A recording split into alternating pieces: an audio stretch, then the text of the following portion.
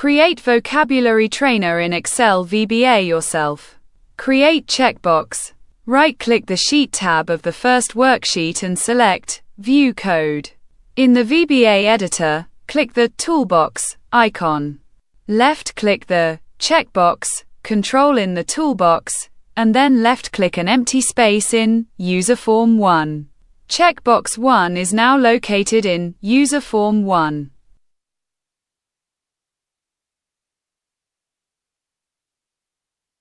Double-click User Form 1 in the VBA editor with the left mouse button.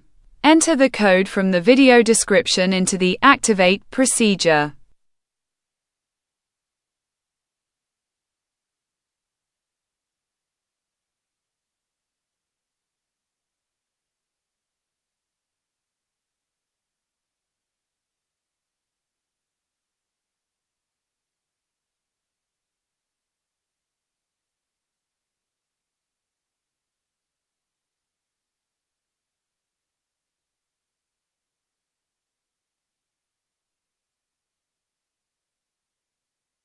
Open the worksheet and then the input mask.